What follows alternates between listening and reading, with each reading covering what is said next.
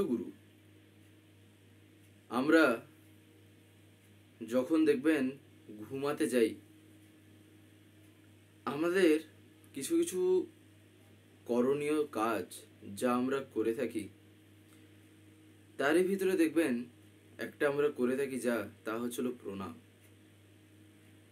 অনেক ক্ষেত্রে এই কথাটা হয়তো আমরা অনেকেই জানি, কিছু কিছু ক্ষেত্রে দেখবেন পালনও অনেকেই করে থাকেন, আর কিছু কিছু ক্ষেত্রে হয়তো কেউ জানেন না কিংবা করা হয়ে ওঠে না। যে কোনো একটা এর মধ্যে তো হবেই হবে। যাই হোক, বাস্তবে যেটা আমাদের জানার বিষয়, যেটা আমাদের জানার কথা, তা হচ্ছিল সেই প্রণাম আমি করবোটা কিভাবে। দেখবেন আমাদের এই যে এই মন নানান রকম চিন্তায়, নানান রকম কথায় সদা সর্বদাই কিন্তু ব্যস্ত থাকে। প্রত্যেকটা ক্ষেত্রে, কিছু কিছু ক্ষেত্রে এই মনই দেখবেন রাত্রেবেলা যখন মানুষ স্বপ্ন দেখে, মানুষ বলে না যে আমি স্বপ্নেও কথা বলছিলাম, আমি স্বপ্নেও এটা ভাবছিলাম, ওটা চিন্তা করছিলাম, স্বপ্নে আমি নিজেকে এরকম দেখলাম। তার মানেটা কি? তার মানে মনটা দেখেন কতটাই যে না অ্যাক্টিভ, তাই নয় কি? তাই এই যে জিনিসটা খুবই বলতে পারেন মজার বিষয়। আমাদের এই যে মন প্রত্যেকটা মুহূর্তেই কিন্তু একটা গতিশীল, সব সময় এর একটা গতি আছে, তাই না? সব সময় এ কোনো না কোনো বিষয় নিয়ে চিন্তা করছে। দেখবেন আমরা যখন মানুষের সংস্পর্শে আসি, তখনও আমরা কথা বলি, তখনও আমাদের মন কিন্তু কি করে? কিছু না কিছু চিন্তা করে। মানুষের সাথে কথা বলছি, কি বলছি না বলছি, কি বলবো না বলবো, এই নিয়ে ভাবছি, সেই মন কাজ করছে। আর তাছাড়াও দেখবেন যখন আমরা একাকী বসে থাকি, একাকী বলতে মানে ধরেন বাহ্যিকভাবে কোনো মানুষের সাথে কথা বলছি না, বা কারোর সাথে এখন আমি বাইরের ইয়েতে মিশছি না, আমি ধরেন ঘরের মধ্যে বসে আছি, দেখবেন তখনও মন কিন্তু কথা বলে, তাই না? মনের মধ্যে দেখবেন নানান রকম কথা আসে হয়তো। তার মানেটা কি? তার মানে মনটা কখনোই শান্ত নেই। প্রতিটা মুহূর্তে এটা কিছু না কিছু একটা কার্যের ভিতর দিয়ে ব্যস্ত হয়ে আছে। ঠিক একই রকম ভাবে এইবারে ভাবা যাক, আমি যখন ঠাকুরকে প্রণাম করছি, প্রণাম করার সময় দেখবেন অধিকাংশ মানুষই আমরা কিছু না কিছু কিন্তু চেয়ে থাকি, কিছু না কিছু কিন্তু মনে মনে বলে থাকি, তাই না? যে ঠাকুর আমার এটা হচ্ছে না, এটা করে দাও, দয়াল ওই জিনিসটা আমি পারছি না, তুমি তা একটু করে দিও, কিংবা আরো বিভিন্ন রকম প্রার্থনা আমরা করে থাকি। এবারে অবশ্য তার জানা দরকার কেমন ভাবে তার কাছে প্রার্থনা জানাতে হয়, কেমন ভাবে প্রার্থনা করতে হয়। এই যে এইরকম যে সব প্রার্থনা, এই যে দুটো উদাহরণ আকারে যে বললাম, সাধারণত এগুলিকে সকাম প্রার্থনা বলা হয়ে থাকে। তাই প্রার্থনা আবার দু প্রকার, একটা ছিল সকাম আর একটা নিষ্কাম। তাই এই যে এই দুটো প্রার্থনা, বাস্তবে এটা জেনারেলি আমরা যেমন ভাবে যা বলে থাকি সেই অনুযায়ী এটাকে ভাগ করা হয়েছে। কিন্তু রাত্রেবেলা যখন আমি ঘুমোতে যাচ্ছি, সেই সময় ঠাকুরের কাছে যখন আমি প্রার্থনা জানাবো প্রণাম করার সময়, তাহলে তখন কি বলবো? আর সেটাও বলবে আমার মন। এই কারণেই একটু আগে মন নিয়ে আমরা এত কথাই শুনলাম। এই মন তখন নানান রকম বলতে পারেন চিন্তা করে, আর এই মনের কথাই আমি তখন তার চরণে নিবেদন করি, সেটাও করি মনে মনে, তাই নয় কি? তাহলে প্রার্থনাটা কেমন হওয়া উচিত? প্রার্থনা হওয়া উচিত এমন যা আমার এই জীবনটাকে আরো থেকে আরোতর ভাবে বর্ধনমুখর, অর্থাৎ বলতে পারেন আরো যাতে আমার জীবনটা সহজ কথা বলতে গেলে বেড়ে উঠতে পারে, এমন প্রার্থনা হওয়া চাই। মানুষ প্রতিটা মুহূর্তেই যত সময় যাচ্ছে তত তার মধ্যে ম্যাচুরিটি আসছে, তার চিন্তা ভাবনা থেকে শুরু করে সব কিছুতেই।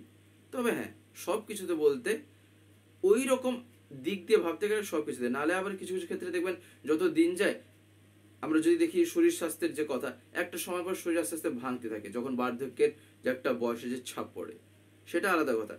ম্যাচুরিটির দিক দিয়ে কথা বলছি, কিংবা চিন্তা ভাবনা কিংবা জ্ঞানের দিক দিয়ে মানুষ যত দিন যায় তত সেগুলি আস্তে আস্তে তার জীবনে এসে জোটে, ততটাই সে সেইগুলিকে নিয়ে বাড়তে থাকে, তাই না? তাই আমাদের এই যে এই প্রার্থনা কিংবা আমরা যখন তার চরণে কোনো কথা নিবেদন করছি, তাহলে তা এমন হওয়া দরকার যা তা বর্ধন মুখর করে তোলে, অর্থাৎ বাড়িয়ে তোলে। তাই আমি কি প্রার্থনা করতে পারি? এই যে মানুষ প্রত্যেকটা মুহূর্তে যে বাড়ছে, বাস্তবে এই বাড়াটা এটা কি? এই বাড়াটা হচ্ছিল আমাদের মনের, তাই না? তাই আমি যখন কোনো কথা তার কাছে নিবেদন করছি, যেন তা আমার জীবনটাকে বাড়িয়ে তোলে, এই রকম ভাবে ভাবতে হয়। তাই আমি যখন প্রার্থনা করব, যেন ধরেন কথার কথা, ঠাকুর আমি তোমাকে খুশি করার জন্য দয়াল ভরে উঠতে চাই, আমার ভরে ওঠাটাও তোমাকে খুশি করার জন্যই হবে। আমি ভরে উঠে ঠিক সময় মতো আমি ইষ্টভৃতি নিবেদন করতে চাই। তোমার ভোগের লাগি যখন আমি বলছি ইষ্টভৃতির মন্ত্রে, তাহলে তোমার ভোগটাকে আমার তোমার মতন করে, তুমি যেমন ভাবে বলেছ, যেন আমি সেই রকম ভাবে তোমার চরণে নিবেদন করতে পারি। তা না হলে আমার এই জীবন আর কি করলো? যদি এই জীবন তোমার দেওয়া, এই জীবন যদি তোমারই কাজে আমি না লাগাতে পারলাম সঠিকভাবে, তাহলে এই জীবনটা আর কতটুকু সার্থকতা পাবে যা তুমি দিয়েছ? তাই প্রার্থনা করে চাই এমন, যাতে জীবনটা এরকম বেড়ে ওঠে। তাই এই যেমন যত দিন যাচ্ছে, যত সময় যাচ্ছে, মানুষের মধ্যে প্রত্যেকটা মুহূর্তে, এক একটা সেকেন্ডে সেকেন্ডে কিন্তু একটা একটা ম্যাচুরিটি আসে, কিন্তু সেটা ধরা যায় না, সময়টা এতটাই কম, সময়ের ব্যবধানটা। কিন্তু দেখবেন বহুকাল কিংবা অনেকটা সময় কেটে যাওয়ার পর যখন আমরা দেখি, তাহলে দেখবেন একটা পার্থক্য লক্ষ্য করা যায়। যেমন দেখবেন যখন আমরা রিলেটিভদের বাড়ি যাই, আত্মীয়দের বাড়ি, তখন অনেক দিন পর যারা দেখেন তারা বলেন না, তুই কত বড় হয়ে গেছিস রে, এই তোর ছেলেটা এত বড় হয়ে গেছে। তার মানেটা কি? ছেলে কি একদিনে কি চট করে এত বড় হয়ে গেছে? তা তো না। ও ডেলি একটু একটু করে বড় হয়েছে। ওর শরীরটা ডেলি, প্রত্যেকটা দিন, প্রত্যেকটা মুহূর্তে সামান্য পরিমাণ হলেও বড় হয়েছে। কিন্তু তার সাথে যারা 24 ঘন্টা কিংবা দিনরাত আর কি যারা তাকে দেখতে পাচ্ছিল, তারা তা এত সহজে ধরতে পারছে না। তারাও ধরতে পারবে, কিন্তু এত সহজে কি ধরতে পারবে? পারবে না। কেন? দিনরাত একসাথে তারা থাকছে, এত সহজে চট করে প্রভাবটা বুঝতে পারবে না। কিন্তু যে তাকে 6 মাস মতন দেখেননি, তাকে যখন কেউ একজন দেখবে সেই রকম কোনো মানুষ, তখন ধরা পড়ে যায়। তার মানে কি? ম্যাচুরিটি প্রত্যেকটা মুহূর্তে আসছে। তাই আমার মনও যখন ইষ্টে যখন যুক্ত হচ্ছে, যখন আমি আমার ইষ্টকে মাথায় নিয়ে চলার চেষ্টা করছি, যেন আমার চিন্তা ভাবনাটাকেও আমি এরকম আস্তে আস্তে যাতে ম্যাচিওর করি। আর এই ম্যাচুরিটি তখনই আসবে যখন আমি তাকে ভালোবাসতে শিখব। তার ভালোবাসাতেই কিন্তু অনেক কাম হয়, অনেক কাজ হয়ে যায় সেক্ষেত্রে। কেন জানেন? তার কারণ ভালোবাসার ভিতর দিয়ে ভক্তিটা যে জাগে, সেই ভক্তি মানুষের মনটাকে অনেকাংশে ইষ্টে কেন্দ্রায়িত করে দেয়। আর তখনই কি হয়? তার ব্যবহার, তার কথাবার্তা, তার চাল চলন, তার সংস্পর্শে যারা আসবে, সে যাদের সাথে গিয়ে মিশবে, তার সাথে যারা কথা বলবে, তখন তাদের মধ্যে একটা, বলতে পারেন মনের মধ্যে এমন একটা রং খেলে যাবে, সেক্ষেত্রে তাদের মন এতটাই আনন্দে ভরে উঠবে যে তারা নিজেরাও তখন বুঝতে পারবে না যে এই ক্ষণিক মুহূর্তে কি ঘটে গেল। এমন একটা মানুষের সংস্পর্শে যে আসার দরুন, এমন একটা মানুষ যে আমার সাথে কথা বলছিল, তার মানেটা কি? এটা হচ্ছিল একটা ব্যক্তিত্বের পরিচয়, একটা পার্সোনালিটির পরিচয়। এই কারণেই আমি আমার চিন্তা ভাবনাগুলিকেও এরকমভাবে বাড়িয়ে তুলব, তাই না? তাই এই প্রার্থনা এমন হওয়া চাই, অর্থাৎ যখন আমি এই রাত্রেবেলা বিশেষ করে যখন আমি ঠাকুরের কাছে প্রার্থনা করছি, যখন প্রণাম করছি, যেন এইরকম প্রণাম করি, প্রণাম করার সময় যেন এই ভাবগুলো অন্তত একটু থাকে যে তোমাকে খুশি করার জন্য আমার ভরে ওঠা, তোমাকে খুশি করার জন্য আমার ইষ্টবৃত্তি করা, তোমাকে খুশি করার জন্য আমার প্রার্থনা করা। শুধু ওইগুলোই না, জীবনে আমি যাই করি না কেন। তাই এই যে দিন দিন এই যে আমরা শুনলাম শরীরটা যেমন ম্যাচিওর হচ্ছে, যত বাড়ছে, যত বেড়ে উঠছে আর কি, এই ম্যাচুরিটিটা বাস্তবে ব্যবহার করে থাকে চিন্তার দিক দিয়ে, মনের দিক দিয়ে। আমরা এই যে আলোচনাগুলো শুনছি বা দেখছি, একটা জিনিস লক্ষ্য রাখা দরকার, আমরা কি প্রত্যেকদিন এই ভিডিওগুলো পাই এই স্বস্তিদিত্য থেকে বা চ্যানেল থেকে? দেখবেন আপনারা হয়তো অনেকে এমন আছেন যারা ইউটিউব খোলার পরে এরকম স্ক্রল করেন, দিলে আপনারা দেখতে পান।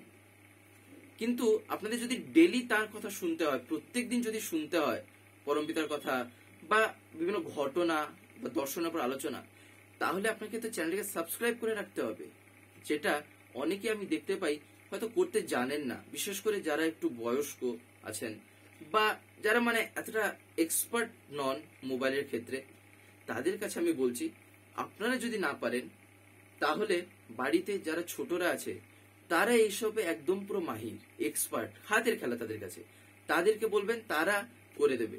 বলবেন সাবস্ক্রাইব করে পাশের যে একটা বেল আইকন আসবে ওটা প্রেস করে অল করে রাখতে। দিলে কি হবে, আমি যে ভিডিওগুলো আপলোড করব, আপলোড করা মাত্রই আপনাদের মোবাইলে নোটিফিকেশন চলে যাবে। নেট যদি অন থাকে তাহলে নোটিফিকেশন চলে যাবে যে ভিডিও আপলোড হয়ে গেছে। তখন আপনারা সেখানেই ডাইরেক্ট প্রেস করে ইউটিউবে ঢুকে দেখতে পারবেন। তখন আপনাদের ইউটিউব খুলে আর খুঁজতে হবে না, তাই না? তাই আপনারা যাতে প্রতিদিন শুনতে পান, তাই আপনারা এটা অতি অবশ্যই করে রাখবেন। তাই দেখবেন এই যে বর্ধনমুখর এই যে চলনা কিংবা এই যে বৃদ্ধি যে হয় জীবনটা, যতটা বৃদ্ধিমুখর হয়ে ওঠে, বাস্তবে এই বৃদ্ধিমুখর হওয়াটা দিনের দিনেও কিন্তু ঘটে।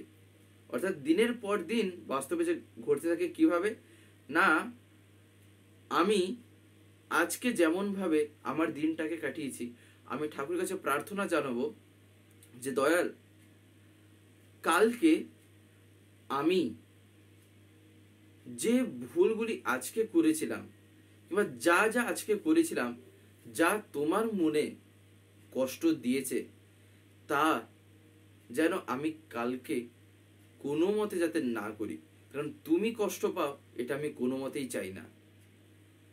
কিন্তু আমার অজান্তে যদি কিছু ভুল হয়ে থাকে, তাহলে যেন তুমি তা দয়া করেই ধরিয়ে দিও। কারণ তার দেওয়া ছাড়া কোনো কিছু সম্ভব না। বাস্তবে যেমন ঠাকুর যে সত্যানুসরণে বলেছেন, সর্বপ্রথম আমাদের দুর্বলতার বিরুদ্ধে যুদ্ধ করতে হবে। বাস্তবে দুর্বলতার বিরুদ্ধে যুদ্ধটা করব কখন? আমি জীবনে কোনোদিন ভেবে দেখছি বাণীটাকে নিয়ে?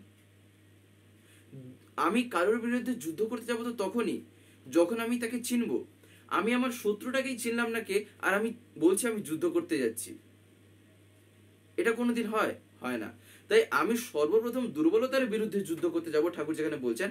তার মানে আমার জীবনে দুর্বলতাটা কে, কি কি আছে আমার জীবনের দুর্বলতা, আগে আমি আইডেন্টিফাই করতে পেরেছি, আমি বুঝতে পেরেছি, সেটা ধরানোর দায়িত্বটা কার, সেটা আমি বুঝবোটা কিভাবে? এই কারণেই ঠাকুরকে ভালোবাসা পুরো আয়না, পুরো আয়নার মতন। তখন সেক্ষেত্রে একটা জিনিস নিজেই দেখতে পারবো যে এই জিনিসগুলো ভুল, এই জিনিসগুলো ঠিক, এই জিনিসগুলো ছাড়া আমার মধ্যে দুর্বলতা আছে এই জিনিসের। তখনই না আমি এবারে যুদ্ধ করবো তার বিরুদ্ধে। কি এটাই হচ্ছিল কথা। তাই তাকে ভালোবাসতে হয়, ভালোবাসার ভিতর দিয়ে এইরকম করেই আমি জীবনে বেড়ে উঠবো। এই যেমন দিনের পর দিন, এই দিনের পর দিন এরকমই ঘটবে। তাই আমি আজকে যা করেছি, যা করার ভিতর দিয়ে তিনি আনন্দ পেয়েছেন, খুবই ভালো কথা। কিন্তু যাতে তিনি কষ্ট পেয়েছেন, যেন আমি তা পরের দিন না করি, প্রাণপণে যেন চেষ্টা করি। আর এইরকম করতে করতে কি হয় জানেন, যখন আমি কারোর জন্য যখন এরকম করব, শুধু ঠাকুর কেন, কোনো একটা মানুষের জন্য যদি আমি সাধারণভাবে যদি কোনো মানুষের জন্য কিছু যদি করি, দেখবেন তার প্রতি একটা টান জন্মাবে। আস্তে আস্তে টান বাড়বে। ঠিক একই রকমভাবে আমি যতটা ঠাকুরকে নিয়ে এরকমভাবে চলতে শিখবো, ততটাই তার প্রতি আমার টান জাগবে। আর যখন বাস্তবিক অর্থে সেই টানটা জাগবে না, তখনই ফিল করা যায় তার আর আমার মধ্যে কিন্তু বাস্তবে কিছু পার্থক্য নেই, যে কথাটা তিনি বলছেন। হ্যাঁ, পার্থক্য কোন জায়গাটাতে? পার্থক্য হচ্ছিল সেই ব্যক্তিত্বে। ওই জায়গাতে পার্থক্য বলেই ওই কথাটা, ওই পরমাত্মা জীবাত্মা, তা কি বরদাজি একদিন বলেছিলেন যে বাস্তবে তিনি আর আমি থাকি একটা জায়গাতেই, আমরা সেই একই, কিন্তু আলাদা হয়েছি এই জায়গাতে। তা কি না, এই বৃত্তি প্রবৃত্তিতে। অর্থাৎ একটা জলাশয় কিংবা ধরেন একটা জলস্রোত কোথা দিয়ে বয়ে যাচ্ছে, মাঝখানে একটা বাঁশ যদি আমি রেখে দিই, তখন সেই জলাশয়টাকেই আলাদা দেখতে মনে হবে। অর্থাৎ এদিক দিয়ে একটা বয়ে যাচ্ছে, ওদিক দিয়ে একটা বয়ে যাচ্ছে, কিন্তু বাস্তবে কি তা আলাদা ছিল না? বাঁশটা যে এসছে সেটাই আলাদা করে দিল। আমাদের জীবনও তাই, তিনি আর আমি একই জায়গায় যখন বাস করছি, তার মানে আলাদাটা করছেটাকে এই বৃত্তি প্রবৃত্তি, যেটার ঊর্ধ্বে তিনি আছেন। আর তিনি যেটা আমায় শেখাচ্ছেন কি না, তোমাকেও এর ঊর্ধ্বে যেতেই হবে। এই যে মায়া, এই মায়া কি? লোকে বলে যে মায়ার সংসার, এই মায়ার জগতে বেশি করা ঠিক না। বাস্তবে মায়া কথার মানেটা কি? তিনি যখন এই সৃষ্টি করছেন, আমি যখন বলছি, তার মানে তিনি মায়াটাও কিছু ব্যাপার আছে, এই মায়াতেও তারই কোনো রচিত কোনো গল্প আছে। তাই মায়া মানে কি? মায়া মানে ঠাকুর বলছেন যা হচ্ছিল পরিমাপিত, তাই না? তাই যখন এই আমি মায়ার সংসারের কথা বলছি, সংসার যখন তিনি দিয়েছেন, তার মানে এখানেও কিছু না কিছু আমায় করতে হবে, যা হচ্ছে হলো তারই দেওয়া, আর তিনি আমায় এই দায়িত্বের জন্যই পাঠিয়েছেন, তাই নয় কি? তাই এই জিনিসটাকেও এইরকম করে ভাবতে হয়। তাই এই মায়ার ঊর্ধ্বে যখন আমি পরম মায়ায় গিয়ে যুক্ত হব, যেখানে কি হয়, মানুষ যখন আসক্ত হয়, সেই আসক্তি তার জীবনটাকে নষ্ট করতে পারে না। সেই রকম মায়ায় যখন সে গিয়ে আসক্ত হয়, যেটাকেই বলা হয় তাকে পরম মায়া, তখনই জীবনটা তার ক্ষেত্রে উপভোগ্য হয়ে ওঠে। জীবনে প্রত্যেকটা ক্ষেত্রে তখন সে নিজেকে এক্সপ্লোর করতে পারে, তাই না? আর এটা এমনই একটা জগৎ, যে জগতে মানুষ একবার প্রবেশ করলে যদি এর স্বাদ একটু পায়, তাহলে তখন কিন্তু আর সে ছাড়ে না, তাই না? তাই দেখবেন একটা কথা বৈষ্ণব শাস্ত্রে দেখবেন, কিংবা যারা বৈষ্ণব তারা দেখবেন বলেন একটা কথা, যে চিনির যে স্বাদ, তা মুখে না দেওয়া পর্যন্ত বোঝা যায় না যে চিনির স্বাদটা বাস্তবে কেমন। বাইরের থেকে দেখলে দেখবেন একটা কথা আছে, এইরকম একটা কথা। তার মানেটা কি? তার মানে তাকে বুঝতে গেলে, তাকে অনুভব করতে গেলে, সম্পূর্ণরূপে বোঝাতো তা তো আমার সাধ্যের বাইরে, কিন্তু ভক্তি জগতে অন্তত অনুভব তো করতে পারবো যে পরমপিতা যে জীবনে বাস্তবে কে, তার দয়া কি। তা একমাত্র এইভাবেই সম্ভব, যখন আমি এই জগতে ডুবটা মারব, তাই না? সমুদ্রে যতক্ষণে ডুব মারবো, বুঝতে পারবো না তার গভীরতাটা কি। বাইরের থেকে দেখলে একটা আন্দাজ করি, ভিতরে ঢুকলে প্র্যাকটিক্যালে যখন আমি যাই, যখন আমি সমুদ্রে লাফটা মারি, তখন নিচে দেখলে গভীরতাটা বোঝা যায়, তাই না? তাই এই কথাগুলি আমাদের কিন্তু প্রত্যেকেরই মাথায় নিয়ে চলা দরকার। তো যাই হোক, আজকের এই যে আলোচনাটি, আজ ঠাকুরের যে কথাগুলি আমরা শুনলাম, আজ এতটুকুই।